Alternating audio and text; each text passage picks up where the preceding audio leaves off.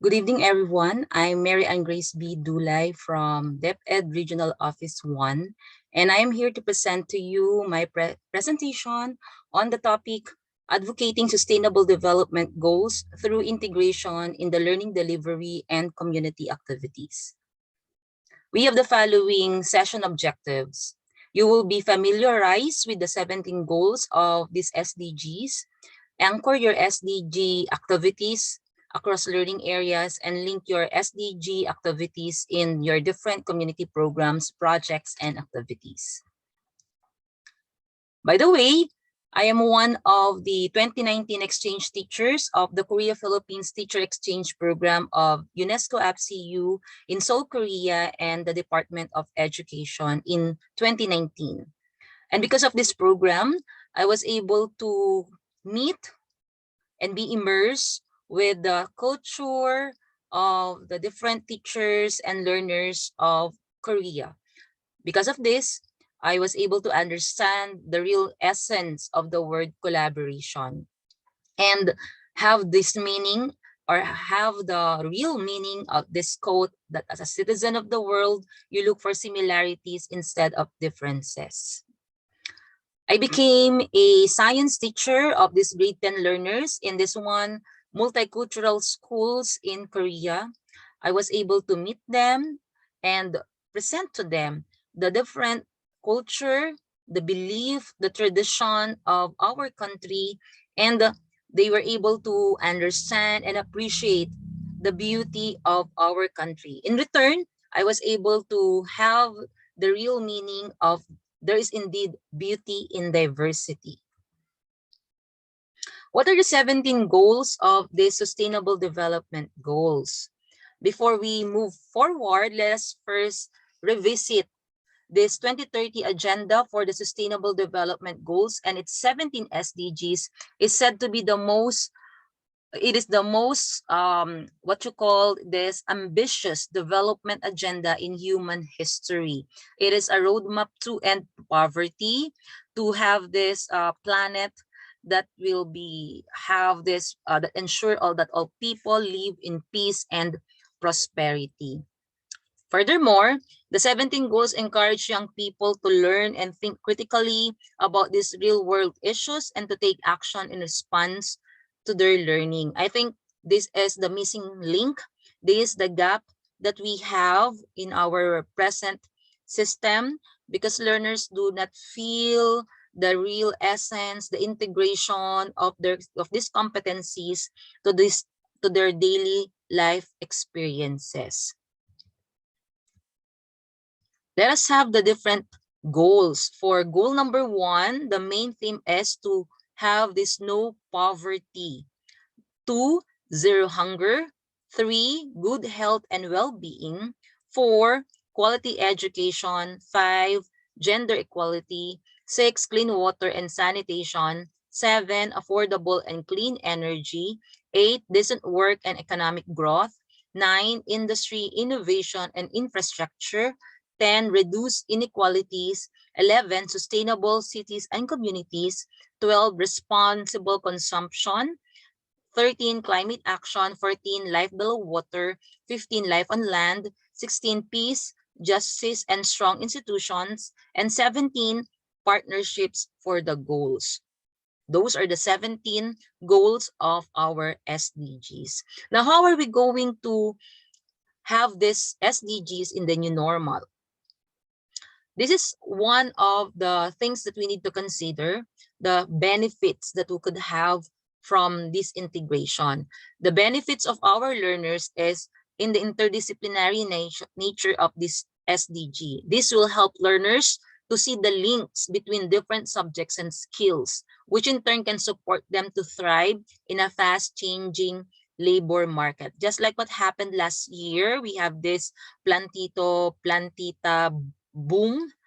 Most of Filipinos have this love of planting. Therefore, we have this nature or these local products available. So learners could have this small scale business. They could apply their skills in TLE for having this hand woven products, and then later on it could be a part of our small scale business. Another thing that could benefit our learner is for them to motivate and enhance their learning across the curriculum, because the themes require creative and innovative engagement and are relevant to the real world. What are the SDGs now in the Philippine classroom? Now let's revisit the things that you have as a teacher based from the RPMS PPST. These are the different indicators that we need to reflect on. Number one, apply knowledge of content within and across the curriculum teaching areas. You need to plan and deliver your teaching strategies. And then afterwards, you need to select, develop, organize, and use appropriate teaching and learning resources, which includes your ICT, to address the learning goals. For the proficient teachers, number one, the priority indicator is for you to apply knowledge of content within and across curriculum teaching areas. And by doing the integration of the sustainable development goals, you are hitting now the first priority indicator. After having this integration, you could have your different learning materials, you could have your demonstration teaching, you can plan and deliver your teaching strategies and use these strategies for providing your timely, accurate, and constructive feedback to improve your learners' performance. That is for the proficient teachers. How about for the highly proficient teachers? How would you benefit from this integration of SDGs in your teaching, learning, delivery? Number one, for your priority indicators, modeled effective applications of content, knowledge within and across curriculum teaching areas. Remember the nature of SDGs, it is interdisciplinary. If you're going to have this beauty, you are now hitting the first priority indicator as a proficient teacher and as a highly proficient teacher. These are the different examples of integrating these SDGs in your learning areas. For mathematics, this is very timely. If you have this topic on graphical representation, the learners can find, interpret, present, and manipulate data measuring progress towards the SDGs, such as statistics on access to clean water, electricity, education, and the most recent COVID-19 cases. For the SDG, again, in mathematics, you can use the concept of sharing to explore what inequality means. So this is under SDG number 10. You may use ratios, fractions, and percentages to express different equal and unequal distributions. For your SDG, again, in mathematics, your learners can collect data on their daily water consumption or energy use individually or as a group. Consider ways to reduce consumption, set targets, and monitor progress towards this goal. So that is for SDG number 6. How about in English? You can have this activity wherein your learners can write a leaflet or create a poster which persuades others to take action to protect life on land or below water. That is SDG number 14 and 15. Learners should make their case clearly, effectively, and persuasively using concrete examples and supporting evidence. Alternatively, they could write and submit newspaper articles or send letters to a local business or their local government representative. Another activity for SDGs in English, media studies and drama.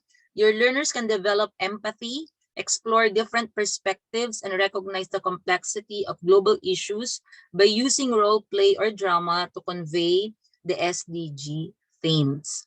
Moving on to history, your learners can investigate significant events that have happened in relation to gender equality across the world and throughout history, and consider the significance of individual and collection action to achieve this. Specifically, that is SDG number 5.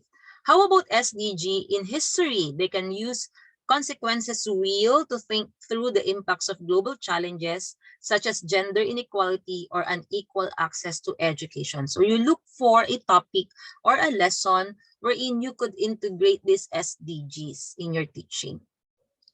How about in physical education? If your topic is on about a specific sports, For example, in basketball or even in badminton, they can use the context of sport to think about how fairness relates to rules. Learners could consider how rules could be used to make a sport more inclusive before coming up with their own rules for a fair sporting event where everyone is able to take part. And this is for SDG number 10 and 16. If you're going to have this integration, it should be very clear on what specific activity are you going to have this integration. You could also incorporate SDGs in the preparation of your print and non-print LRs. For example, as one of the writers in the ADM modules of DepEd, specifically for Science 10 Quarter 3 Module 9, on the lesson about population growth and biodiversity, I integrated one of SDGs in the activity specifically for what I can do part, wherein learners would be identifying the endemic flora and fauna in their place, for example, the status of this and the threats faced by this local biodiversity, and identify the local conservation efforts that they've been doing. And as a learner, as a global citizen learner, they could propose possible strategy on how they're going to solve this specific problem. By doing this, we were able to integrate SDG number 14 and SDG number 15, which is all about life on land and life below water. Another way on how are you going to integrate the SDGs are through pictures. If you're going to have your learning resources both in print and non-print, you could use your original pictures showcasing the actual events, actual activities happening in your area. For example, this specific scenario in the agricultural communities, you could have those pictures. Okay, so since I'm from Manawag, Pangasinan, the Minor Basilica of the North, and that is our we are known for that. I could have this picture in one of the activities that could be answered by our learners in the integration of the Sustainable Development Goals. How about SDGs in the community? As one of the exchange teachers, we need to have our re-entry application project. That's why I have this project We Innovate, which stands for We Introduce New and Notable Outputs through Varied Approaches and Techniques in Education. This project aims to create a community of innovative teachers that caters to the needs of the learners and the community even during crisis. This observes zero investment and suggests practical ideas. In this time of pandemic, the advocacy of this project is all about tugon sa hamon ng pandemya. Bawat bata bumabasa at sumusulat, which responds to the challenges of the pandemic, wherein every child should be a reader and a writer despite the pandemic that we have. By the way, Pugaro, that is our barangay, is one of the barangays here in the municipality of Manawag in the province of Pangasinan, Philippines. Now let's look at a short background of our place. Our population is 6,340. The population of our barangay is 8.34%, wherein we have 5 to 9 years old learners, which is 642 in total. That comprises 11.60%. And we also have 10 to 14 years old, which is 609 in total, which is 11%. These are the targeted learners of this community project. So these are the different processes that I observed before, during, and after conducting the project. I asked the permission coming from our barangay captain, prepared the programs, projects, and activities. I also sought the permission from the parents and the guardians of the participants, identified the learners' reading level, conducted individualized activities, and to have this monthly assessment. We have the 4 innovative ideas under this project: the appreciation stage, exposure stage, the literacy session stage, and the SDG integration.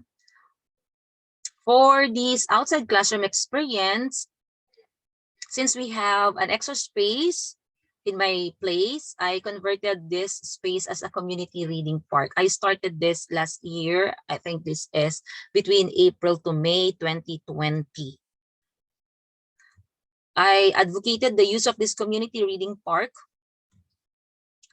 I conducted this book drive and share your spare book campaign to have this collection of books, reading materials for our participants, and converted this extra space as a community library.